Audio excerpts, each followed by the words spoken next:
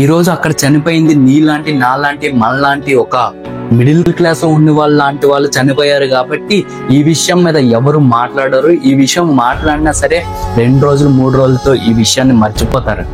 స్టేటస్లు పెడతారు, బాధపడతారు, జస్టిస్ అంటారు. మళ్ళీ ఇంకెప్పుడో మళ్ళీ ఇలాంటి సంఘటన జరిగితే మళ్ళీ అప్పుడు ఇలాంటి విషయాల కోసం మాట్లాడతారు తప్ప మళ్ళీ ఇలాంటివి జరగకుండా ఆపగలవంటే సత్తా ఇక్కడున్న ఏ గవర్నమెంట్ కి లేదు.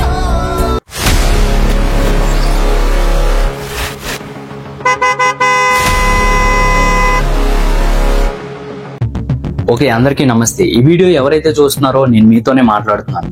నాకు కావాల్సింది నిజం తెలుసుకుందాం, నిజం కోసం మాత్రమే మాట్లాడుకుందాం. ఈ రోజు నా వాయిస్ 0.01% కావచ్చు, కానీ మనమంతా కలిస్తే ఆ వాయిస్ యొక్క వాల్యూమ్ పెంచొచ్చు.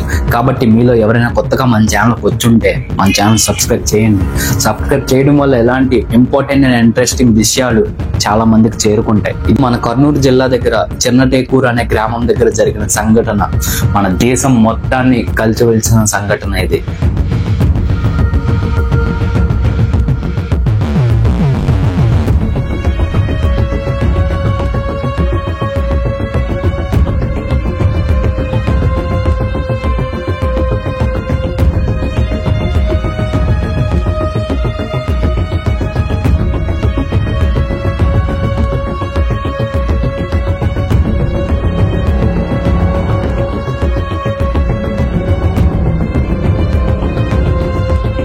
బస్సులో ప్రయాణం చేసేటప్పుడు మనం తీసుకోవాల్సిన జాగ్రత్తలు ఏంటి అనేది మనం ఈ వీడియోలో తెలుసుకుందాం. అక్టోబర్ 23 తెల్లవారి 3:30కి జరిగిన ఈ సంఘటన ఏదైతే ఉందో, ఈ విషయం తెలుసుకున్న ప్రతి ఒక్కరు చాలా బాధపడిపోతున్నారు. ఈ విషయం ప్రజలందరూ బాధపడుతున్నారు, రాజకీయ నాయకులు బాధపడుతున్నారు.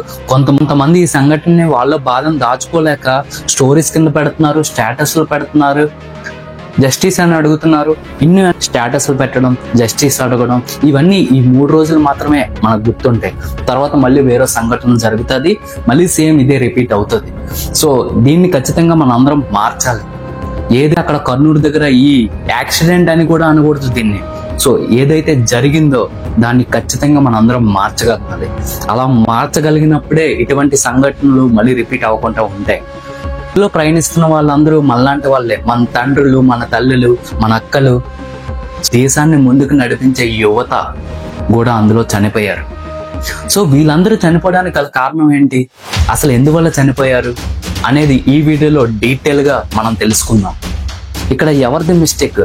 యాక్సిడెంట్ జరిగిన బస్సు ఉందో ఆ బస్సు మీద అన్ని కేసులు ఉన్నా సరే ఈ ఆర్టీఓ అధికారులు ఆ బస్సుని ఎలా జనాల మధ్యలోకి ఆ బస్సును వదిలేశారు?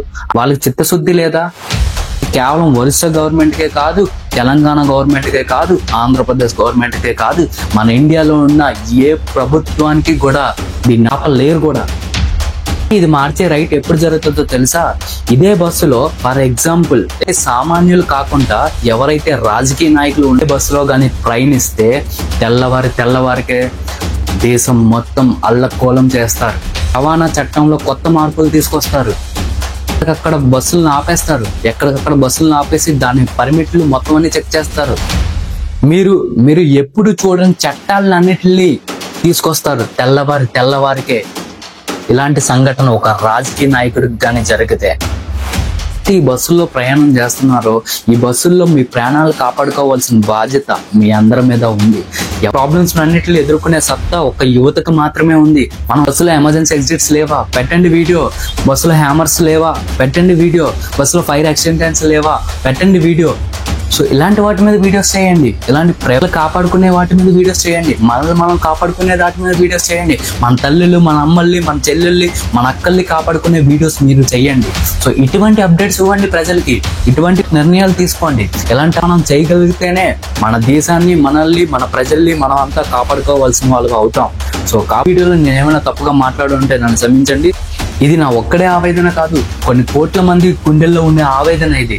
సో దీని మీద ఖచ్చితంగా మీరు ఎవరైతే యూత్ ఉన్నారో దీన్ని మీ రెస్పాన్సిబిలిటీగా తీసుకొని ఇది ఖచ్చితంగా ఇది మనందరి యొక్క లైఫ్ కి సంబంధించిన విషయం.